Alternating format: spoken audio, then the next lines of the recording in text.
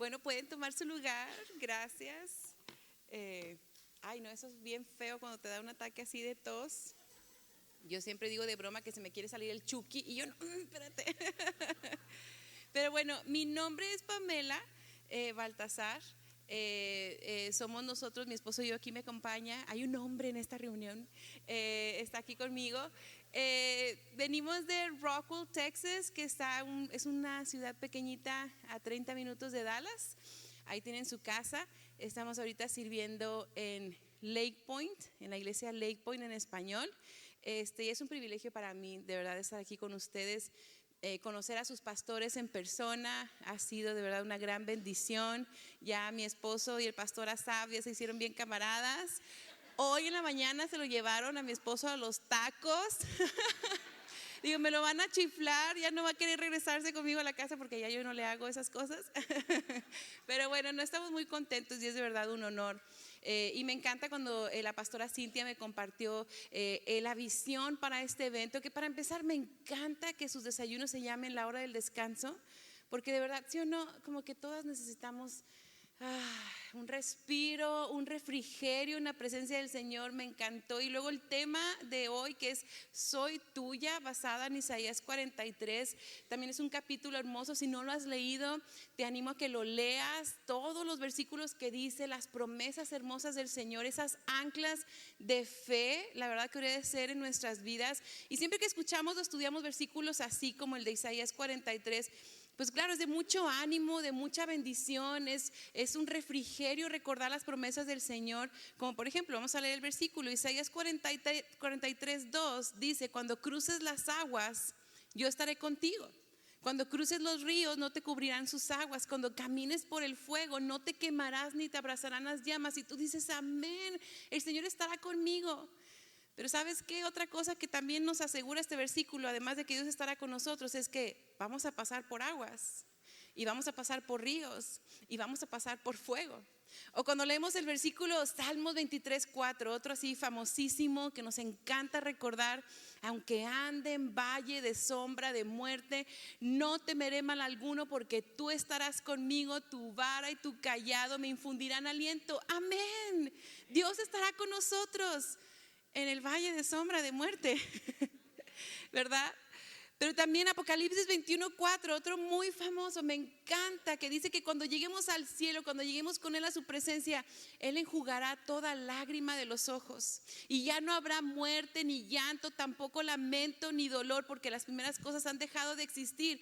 Padrísimo. Pero lo que quiere decir es que vamos a llegar llorando al cielo. Si Él va a tener que limpiar nuestras lágrimas cuando lleguemos a su presencia, quiere decir que vamos a llegar llorando. Lo que quiero decir con esto es, claro, las promesas de Dios, estos versículos nos garantizan su presencia, nos garantizan que Él estará con nosotros, pero también nos garantiza que pasaremos por dificultades, por pruebas, por dolor, por traición, por enfermedad, por tribulación. Y yo sé que dices, no, pues Pamela, veníamos a descansar, no que me agüites, ¿verdad? Pero necesitamos como hijas de Dios estar conscientes de esta realidad, que el dolor y el sufrimiento y la tribulación es parte de vivir en este mundo. Es parte de estar en este mundo caído. Y todas aquí, todas, absolutamente todas, somos una de tres. Estamos en una de tres. O estás en medio de la dificultad, o acabas de salir y sobrevivir a una dificultad, o estás a punto de entrar a una dificultad. No hay de otra. Siempre estamos en esas tres etapas, en una de esas tres, o en medio, o acabas de salir, o a punto de entrar a una dificultad. Ahora, hay mucho que podríamos decir sobre el dolor, sobre el sufrimiento. Hay muchas historias en la Biblia que podemos tomar como ejemplo, pero ¿quién mejor que Jesús para enseñarnos cómo lidiar con el dolor? Y hay una historia que me encanta, que es la que quiero compartir con ustedes el día de hoy, que es la historia de Lázaro. Todos tal vez aquí la hemos escuchado, todas son mujeres aquí de Dios que estudian la palabra, ¿verdad? Todos conocemos la historia de Lázaro, y Lázaro, dice la Biblia, que era amigo de Jesús. Y eso es bien importante mencionar, porque menciona en los evangelios mencionan diferentes relaciones distintivas que tenía Jesús, como con sus 12 discípulos, o como con Juan, el discípulo amado, o como los 3 discípulos más cercanos de Jesús, que eran Pedro, Santiago y Juan, que eran muy cercanos a él. Mencionan como diferentes tipos de relaciones que tenía como especiales o que se resaltaban o sobresalían de las demás. Pero de Lázaro, él no era uno de los 12 discípulos. Dice que simplemente era su amigo, era su camarada, como decimos, como el pastor Daniel y Asaf, que ya se hicieron camaradas. Y Lázaro tenía 2 hermanas, las famosas Marta y María, ¿verdad? Que también hemos escuchado de ellas, que tal vez hemos escuchado su historia. Y Jesús los visitó a estos 3 hermanos en varias ocasiones para estar simplemente con él. Y dice la Biblia que los amaba a los 3. Y resulta que Lázaro, como conocemos la historia, cae enfermo de gravedad y las hermanas mandan llamar a Jesús, pero cuando llega Jesús con ellos, ya finalmente Lázaro ya había muerto. Y comenzamos a leer en Juan capítulo 11, del versículo 32 al 36, dice: cuando María llegó a donde estaba Jesús, porque Jesús estaba llegando y María salió a encontrarse con él, no se esperó hasta que llegara a la casa, salió ahí a encontrarse con Jesús y lo vio, se arrojó a sus pies y dijo: Señor, si hubieras estado aquí, mi hermano no habría muerto. Al ver llorar a María y a los judíos que la habían acompañado, Jesús se turbó y se conmovió profundamente y preguntó: ¿dónde lo han puesto? Y le respondieron: ven a verlo, Señor. Y ese es el versículo más corto de la Biblia. Jesús lloró. Y dijeron los judíos que estaban con ellos: miren cuánto lo quería.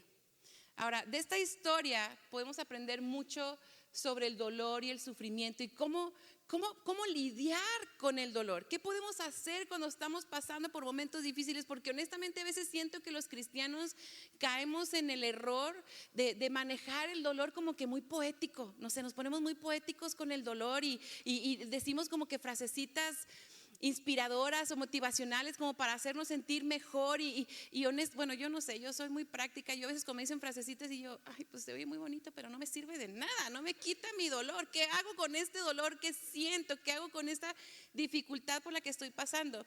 Y de lo más impactante que me llama tanto la atención en este pasaje, en esta historia, es que hubo llanto. No nada más de las hermanas de Lázaro y los judíos y los amigos que estaban ahí, sino que Jesús mismo lloró.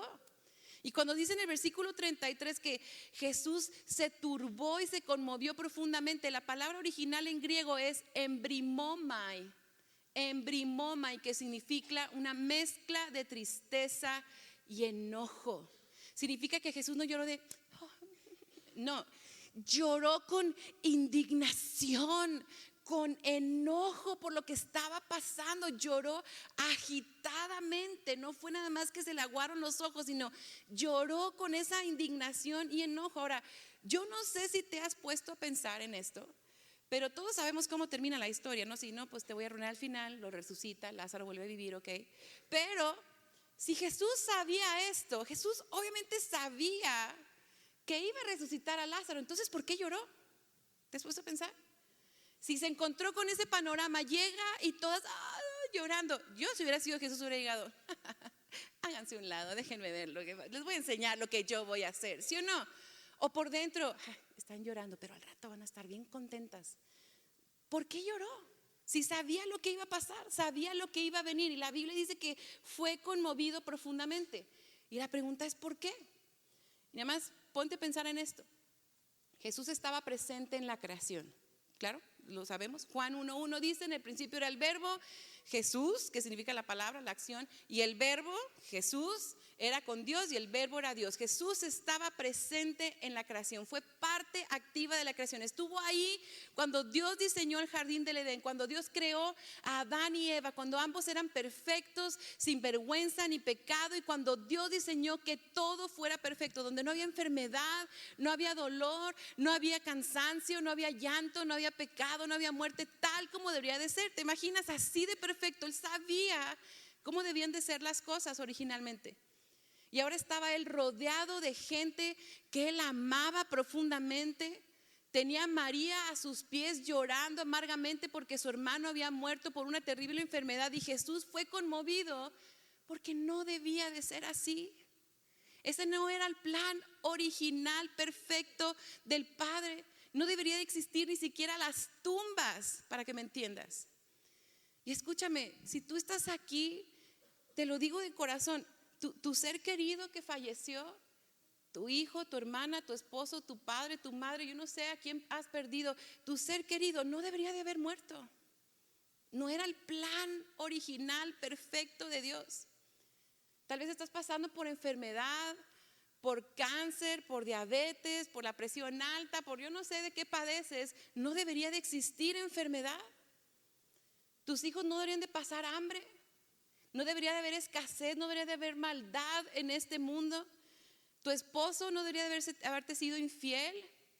Tu esposo no debería de haberte dejado. Tu matrimonio no debería de haber terminado. Eso no era lo que Dios había diseñado. Por supuesto, toda parte del plan perfecto de Dios de todas formas, pero no era lo que Él había diseñado originalmente. Pero por causa del pecado, ahora vivimos en un mundo caído, y la respuesta de Dios, vemos en este pasaje que la respuesta de Dios a lo roto de este mundo es el duelo. La reacción de Jesús al ver lo que estaba mal dentro de esta situación fue llorar. Y eso es lo primero que aprendemos. Son 3 cosas que aprendemos sobre cómo lidiar con nuestro dolor. El primero es clama. Clama a Dios en medio del dolor, llora, vive tu proceso de duelo. Porque como cristianos a veces queremos como que saltarnos esta parte, como que enterrarla debajo así de la alfombra, que nadie se dé cuenta, o guardárnoslo, o reprimirlo, o minimizar el dolor, y nos hacemos los valientes. ¿Y cómo está, hermana? Amén, bendecida, gloria a Dios, muy bien, excelentemente bien. Oye, pero no se acaba de morir. Todo está bien, hermana, todo está bien. Queremos suprimir ese dolor, pero la Biblia nos da consejo tras consejo, ejemplo tras ejemplo, de cómo hombres y mujeres clamaron a Dios en medio de su dolor, así sin esconderlo, ni maquillarlo, ni tratar de sonar espirituales. Me encanta que María llega y le dice y le reclama a Jesús: Jesús, si hubieras estado aquí, mi hermano no hubiera muerto. Así, sin maquillar, le salió el dolor y le dijo: Señor, si hubieras venido, mi hermano no hubiera muerto. ¿Por qué no viniste? ¿Por qué no llegaste? ¿Por qué no impediste que esto pasara? Estaba ahí llorando a los pies de Jesús. Los salmos están llenos. A mí me encanta, mira, no sé si te pasa que lees los salmos y tú dices: qué bonito, ¿verdad? Pero cuando estás en medio de una dificultad y lees los salmos, dices: esa soy yo. Y está, Señor, ¿por qué dejas que el malvado triunfe y dejes que se salga con la suya? Y te identificas, porque los salmos están llenos de personas que estaban sufriendo y expresan su dolor libremente ante el Señor. Y vemos hasta dolor, llanto y hasta medio depresión. Hermana, ¿cómo cree? También se deprimen los cristianos, también se agüitan los cristianos, se desaniman los cristianos, y hasta dicen cosas que rayan, como que hasta suenan medio blasfemas, porque escriben como por ejemplo frases: Señor, ¿por qué me desprecias? O le preguntan en los salmos: Señor, ¿por qué te escondes de mí? ¿Por qué me abandonas? Pues sabemos que eso no es cierto. Eso no es el carácter de Dios. El Señor nunca nos ha abandonado, mucho menos nos va a despreciar. Pero Dios no solamente permite que David le hable así en su oración personal, sino Dios permite que esas palabras queden plasmadas en su palabra, en la Biblia, para que nosotros las leamos el día de hoy. ¿Te das cuenta? Él quiere que expresemos nuestro dolor a Él, quiere que salga como tiene que salir, porque si no lo dejas salir, eventualmente te va a destruir.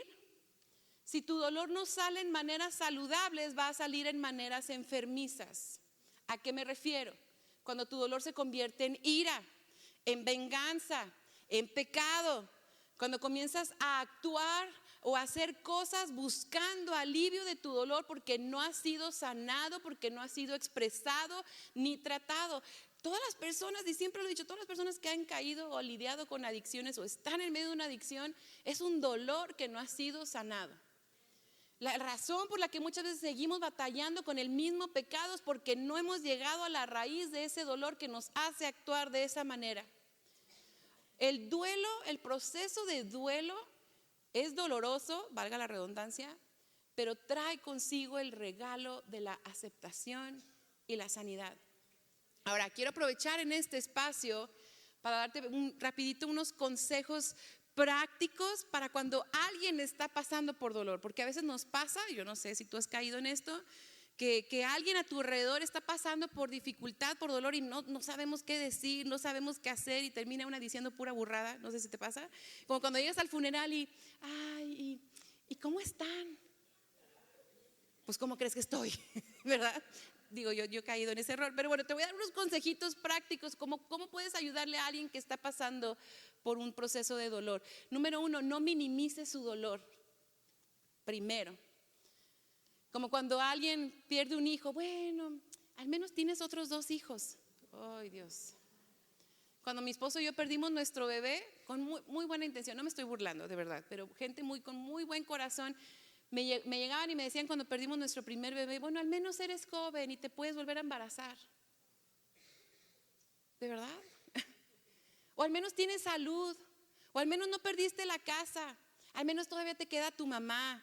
Es más, mira, deberías de quitar de tu vocabulario la palabra al menos cuando estés hablando con alguien que esté pasando por proceso de dolor. Porque no nada más estás disminuyendo su dolor, sino estás añadiendo culpa a su dolor. Ahora la persona se siente culpable porque pues deberías de estar agradecido que al menos tienes eso. Uchas, no, pues no estamos siendo de ayuda para nada. Una vez escuché una frase que dice que el dolor es como el gas, no el gas que se imaginan, ¿verdad? Es como un líquido gaseoso, no sé si se puede decir así. El dolor es como el gas, no importa de qué tipo sea, ni la cantidad que sea, siempre llena toda la habitación. Y la cosa es que a veces caemos en el error de comparar nuestro dolor. Bueno, pues yo nada más perdí el trabajo y bueno, la hermana está pasando por cáncer igual y pues no debería quejarme. O bueno, él perdió un hijo, yo nada más mi hijo se fue a la universidad, al menos está vivo y comparamos dolor. No importa, el dolor es dolor y no importa que la intensidad del dolor, la gravedad o el tipo de problema siempre llena tus pensamientos, llena tu preocupación, llena tu vida y estás ocupado pensando en eso. No deberíamos de estar comparando dolor con dolor. La persona está en dolor y punto. Consejo número 2, no apresures su proceso. Y a veces sí, eso pasa muy seguido cuando alguien está batallando o algo. Ay, bueno, al principio lo apapachas, pero luego ya pasan 2, 3 semanas y dices, ay, bueno, ya supéralo, ¿no? Ya se fue hace 3 semanas el hombre, ya déjalo. O bueno, pues ya perdiste el trabajo, pues ponte a buscar otro. Y ya queremos apresurar a la persona a que supere su proceso de dolor. Pero escúchame, el duelo no se supera, se atraviesa. Y cada persona es diferente. Hay gente que requiere más tiempo, que necesita más ayuda, hay gente que es más frágil. Tú nunca vas a poder determinar el tiempo de duelo de alguien más. Número 3, no enseñes, escucha. En pocas palabras, no sermones al que está sufriendo. Cuando llegamos con una persona, y esto es bien importante, la persona no necesita una clase de teología en ese momento, no necesita que le prediques, es más, no necesita tu boca, necesita tus oídos, que te sientes y escuches. Y honestamente aquí en este punto es donde la mayoría de las veces caemos en decir cosas con muy buena intención, y repito, no me estoy burlando si tú has caído en alguna de estas frases que te voy a dar ejemplos ahorita, porque sé que lo haces con buena intención, pero decimos cosas que ni siquiera son correctas, como por ejemplo cuando alguien ha perdido un hijo o algo así, un ser querido muy cercano, bueno, es que Dios quería otra flor en su jardín. ¿Has escuchado eso? O sea, ¿en serio? Estás diciendo, o sea, fíjate lo que estás diciendo, que Dios es tan egoísta y medio sádico que porque quería decorar su jardín mató a tu hijo para ponerlo de florecita en su jardín. Claro que no. Para empezar, ni viene en la Biblia, pero es súper sádico el concepto. O cuando le decimos, bueno, al menos ya tienes un ángel que te cuida en el cielo.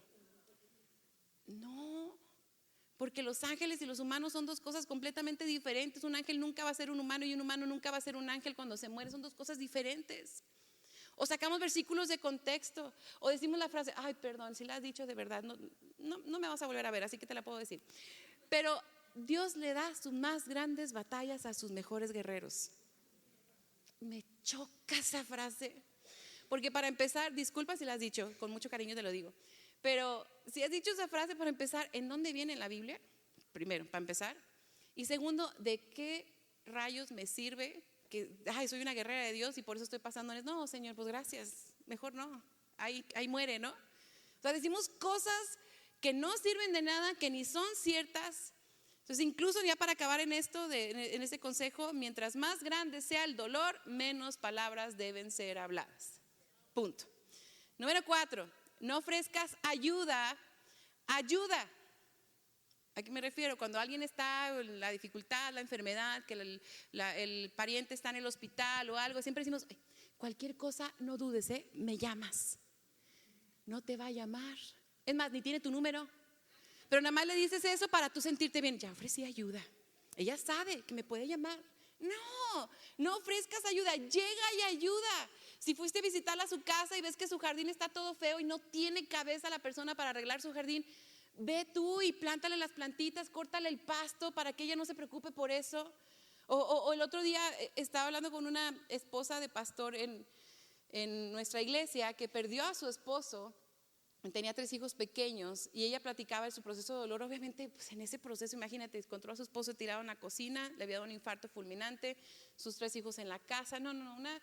Una tragedia. Y ella dice, mi grupo de vida me salvó, el grupo de estudio bíblico al que pertenecía, no sé cómo le llaman, células, no sé. Pero su grupo de vida, mi grupo me salvó. Dice, hacían cosas por mí que de verdad yo jamás hubiera pensado en pedir.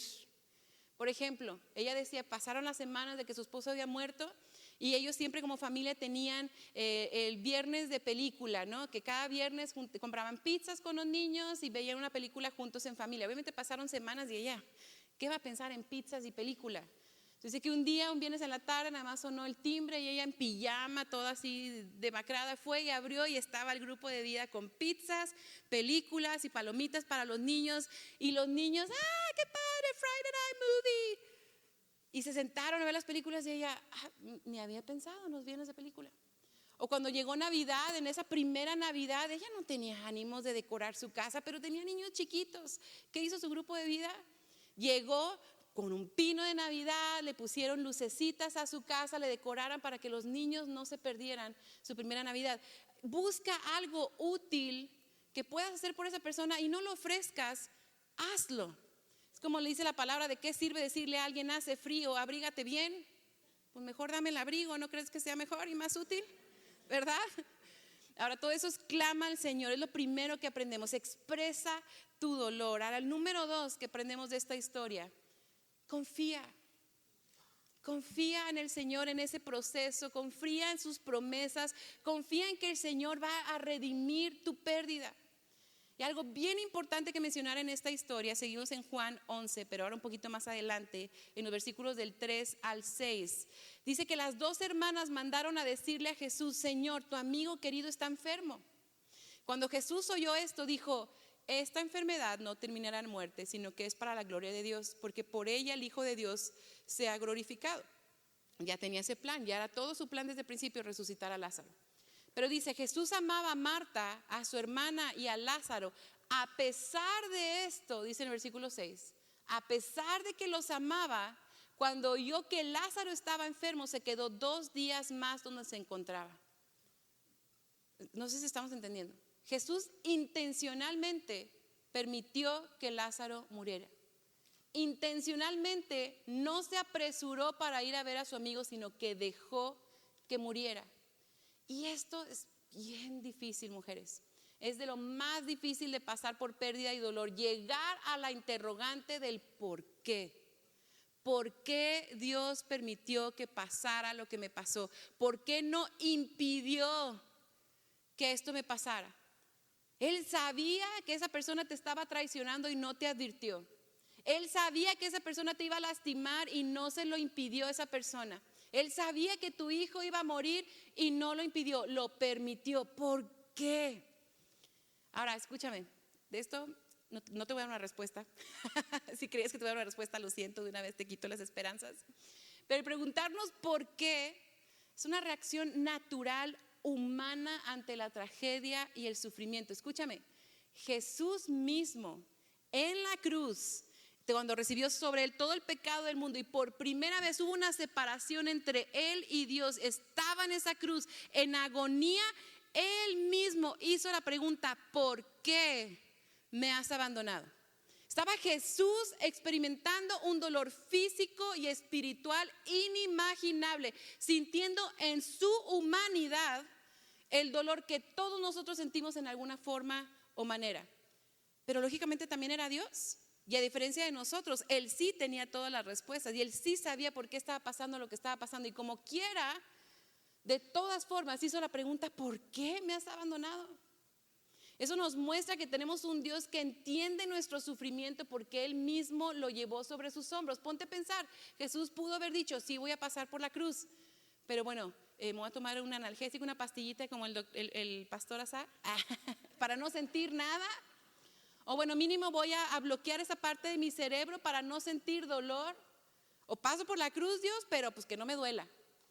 No, Él eligió llevar nuestra enfermedad, nuestro dolor, sentir el dolor. Dios entiende nuestro dolor porque Él mismo lo experimentó. Y lo segundo, escúchame, Dios no deja de ser bueno porque no entendemos. Dios no deja de ser bueno porque no entendemos. Dios nos promete en Romanos que Él dispone todas las cosas para nuestro bien. Él dispone, Él hace, pero no dice que te va a explicar. No dice que vas a ser capaz de verlo o entenderlo. O nos promete en Isaías: yo sé los planes que tengo para ustedes, planes de bien y no de mal, para que tengan un futuro y una esperanza. Amén. Pero dice: yo sé. No te voy a decir, no te lo voy a explicar, no te lo voy a revelar. Nuestra confianza debe ser que Él sabe, aunque no me lo explique, Él sabe. Porque escucha, para poder experimentar esa paz que sobrepasa todo entendimiento de la que habla la Biblia, necesitamos renunciar a nuestra necesidad de entender. Por eso dice que la paz que sobrepasa todo entendimiento, que está más allá de tu entendimiento, tienes que renunciar a tu necesidad de entender para experimentar esa paz. Y te lo digo sabiendo lo difícil que es esto. Porque en mi opinión la soberanía de Dios es una de las cualidades o atributos de Dios más difíciles. Porque decimos: Dios es soberano y está en su trono y tiene todo bajo control. Amén, padrísimo. Pero también significa que Él es rey y no te tiene que dar explicaciones. Que Él es rey y no te tiene que pedir permiso. Que Él es rey y no tiene que haber una democracia para ver quién quiere hacer esto, quién quiere pasar por lo otro. Significa que sigue siendo rey en medio de toda situación y en toda circunstancia, aunque no entendamos. Y te digo algo, la gran mayoría de las veces no vas a tener una respuesta. Hay veces, yo diría 1 de cada 10, que a veces pasas por un proceso bien difícil y pasan los años y volteas y tú: ya entendí, era para esto. Y tú tienes un momento así de realización espiritual, que se abren los cielos y dices: ya entendí, Señor. Pero es 1 como que de cada 10. Las veces pasaste por eso y tú ni supiste para qué fue, pero nada más lo pasaste. Ahora, 2 Corintios 1:4 dice: Dios nos consuela en todas nuestras tribulaciones, para que con el mismo consuelo que de Dios hemos recibido, también nosotros podamos consolar a todos los que sufren. También hay veces que Dios nos permite pasar por ese dolor simple y sencillamente para que podamos ministrar a otros que han pasado por lo mismo. Pero primero tenemos que pasar por lo que ellos pasarán. Y lo vemos en la iglesia en todo el tiempo. Personas que han superado una adicción y ahora están ayudando a otros a ser libres de esa adicción. Matrimonios que han perdido un hijo y ahora están ayudando a otros a pasar por su proceso de duelo. O personas que han pasado por dificultades económicas y ahora pueden ayudar a alguien que está pasando por las mismas circunstancias. Dios a veces nos consuela y nos restaura para que podamos ayudar a consolar y restaurar a otros. Pero lo que pasa es que todos queremos el testimonio, pero nadie quiere la prueba. Dice: Señor, yo quiero dar testimonio de tu gloria, pero ¿puedo saltar la prueba? No se puede. Escucha, en resumen, en este punto no se trata de entender, sino se trata de confiar. Confiar en que Dios entiende nuestro dolor, que nunca deja de ser bueno y siempre, siempre, siempre cumple sus promesas. Y algo que siempre digo aquí es: predícale a tu corazón la verdad. Recuérdale a tu mente quién es Dios, porque mira, en medio de ese dolor a veces pensamos que eso nunca va a acabar, que esto es más grande que cualquier cosa que podamos llevar. Pero tu problema, por más imposible que parezca, es temporal. Va a pasar. Un día se va a acabar tu sufrimiento, pero Dios es el mismo ayer, hoy y siempre y nunca cambia. Es el único que permanece. El ancla de tu vida no deberían de ser tus sentimientos, los que tienes en medio del dolor o tus circunstancias, sino la verdad de la palabra de Dios. Tus circunstancias no te definen. Te define lo que Dios ha dicho que eres. Y eso es lo difícil a veces del papel que juegan los sentimientos en ese proceso de dolor y de duelo. Porque escucha, los sentimientos son engañosos. Y hoy en día se exaltan los sentimientos y todo el mundo habla de los sentimientos y cómo te sientes. Y nada más nos enfocamos, es que me siento, ay, ¿cómo me siento hoy? Y estamos nada más enfocados en nuestros sentimientos, pero escucha, tus sentimientos son reales, pero no siempre son verdad. A veces puedes tener sentimientos reales basados en pensamientos erróneos. ¿A qué me refiero? Como cuando vemos el salmista que dice, donde expresa angustia de que por qué me has olvidado. El sentimiento de abandono que tenía el salmista era muy real, pero no era cierto, no era verdad. Y me encanta que siempre vemos en los salmos, sí, la angustia, la tristeza, el dolor, pero casi siempre los salmos terminan, pero el Señor derrama su amor inagotable sobre mí, pero el Señor me da vida, pero el Señor es mi Señor y Salvador. Porque está el salmista recordándose a sí mismo la verdad. Expresa sus sentimientos, expresa su dolor, pero termina predicándole a su mente y a su corazón la verdad de la palabra de Dios.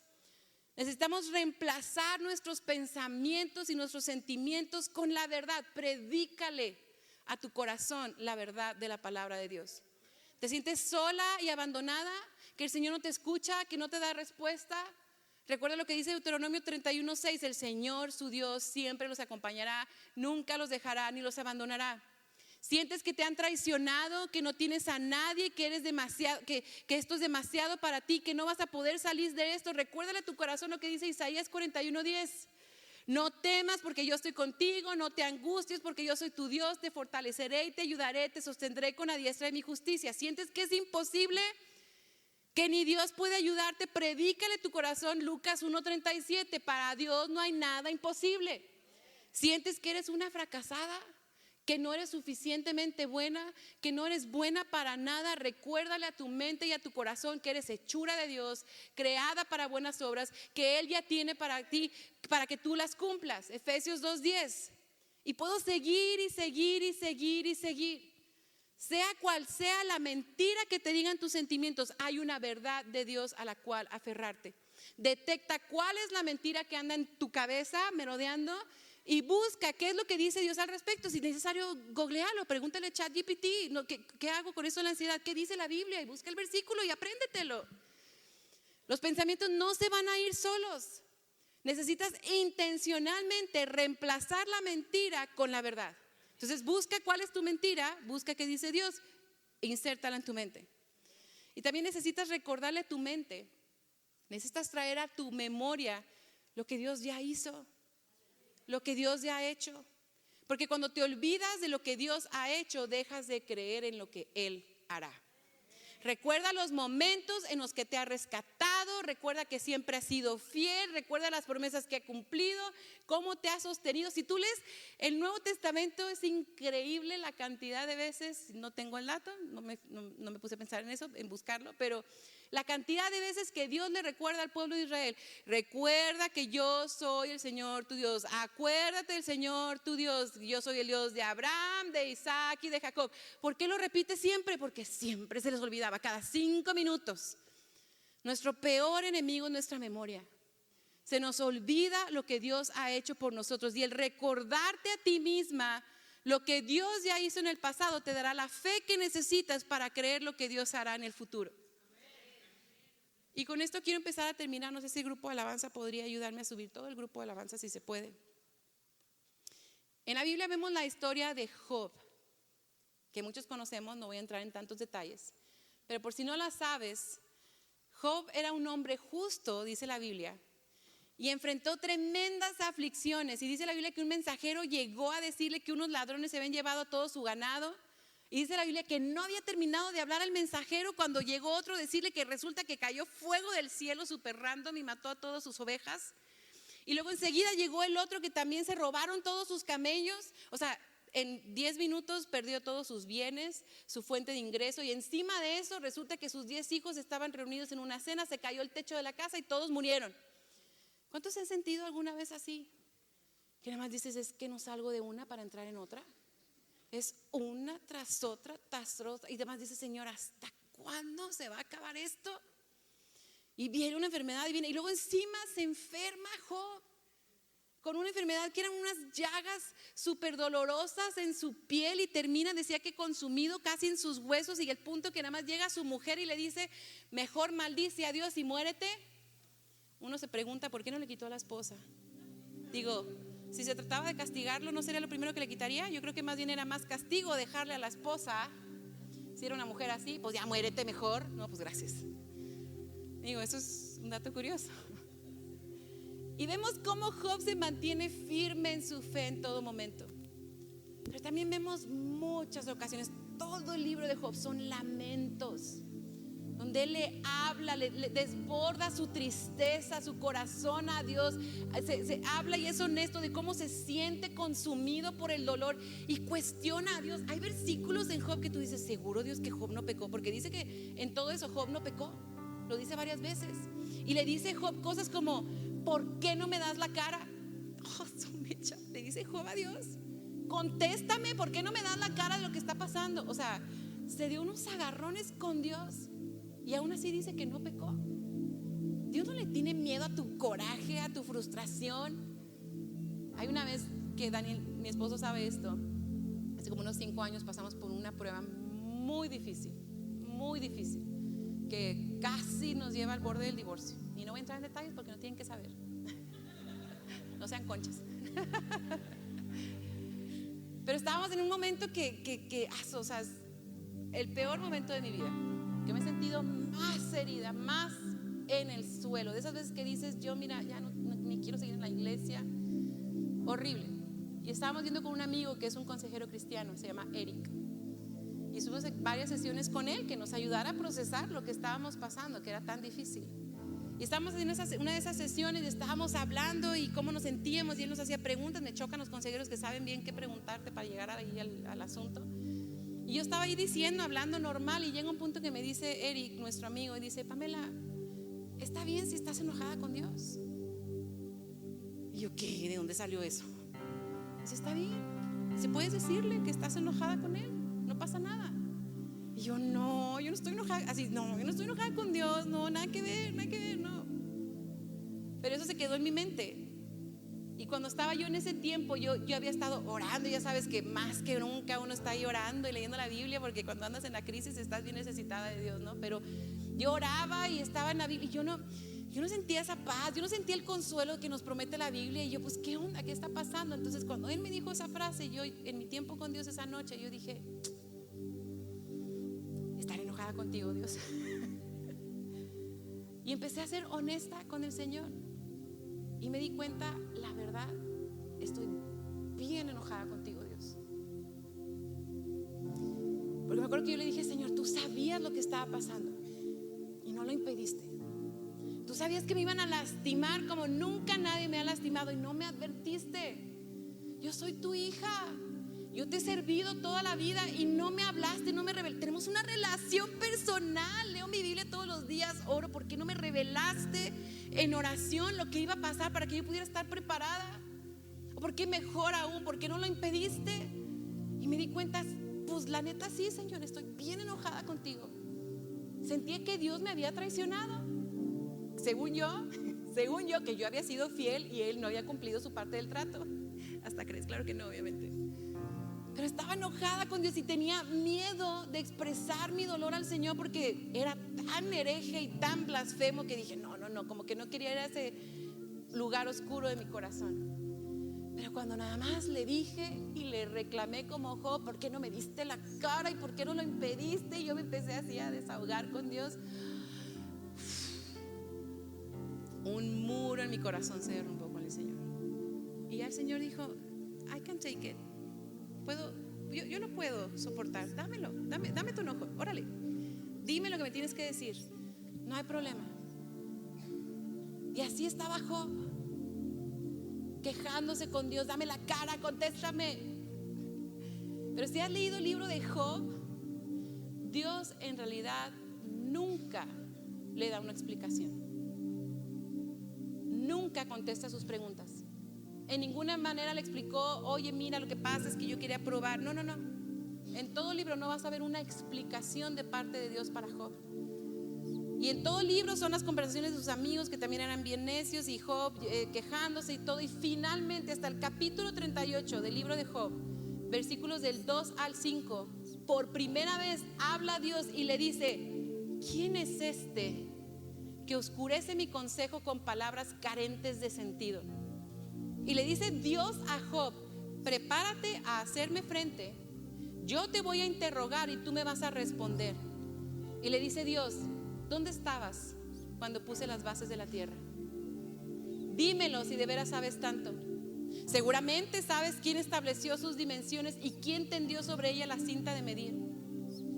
Escucha, Dios contesta las preguntas de Dios con preguntas.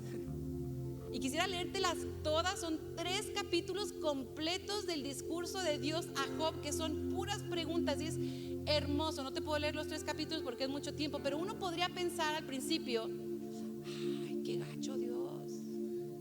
O sea, está el hombre sufriendo y el otro día: a ver, órale, yo te voy a decir. No, escucha, no, estamos entendiéndolo mal. Abre tu corazón, que el Espíritu Santo nada más te ministre en este momento, porque voy a continuar leyéndote extractos, pedacitos de estas preguntas que le hace Dios a Job, para que comprendamos qué es lo que quiso Dios mostrarle a Job y que quiere mostrarnos el día de hoy. Dice en el versículo 12: alguna vez en tu vida, escucha esto, nada más imagínatelo, empieza ahí en tu momento con Dios a imaginarte eso. ¿Alguna vez en tu vida has dado órdenes a la mañana? ¿O has hecho saber a la aurora su lugar? ¿Tienes idea de cuán ancha es la tierra? ¿Tienes idea? ¿Puedes hacer que las constelaciones salgan a tiempo? ¿Puedes guiar a la osa mayor y a la menor? ¿Conoces las leyes que rigen los cielos? ¿Puedes establecer mi dominio sobre la tierra? ¿Puedes elevar tu voz hasta las nubes para que te cubran aguas torrenciales? ¿Eres tú quien señala el curso de los rayos? ¿Acaso te responden: estamos a tus órdenes, como me responden a mí? ¿Quién infundió sabiduría al corazón o dio inteligencia a la mente? Y así le hacen muchas preguntas más.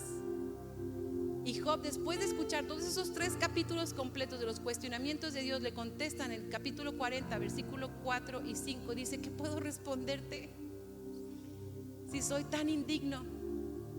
Dice: me tapo la boca con la mano. Hablé una vez y no voy a responder. Hablé otra vez y no voy a insistir.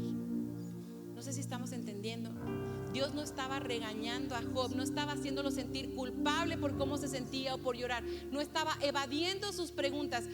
Él sabía que una explicación no le hubiera servido de nada.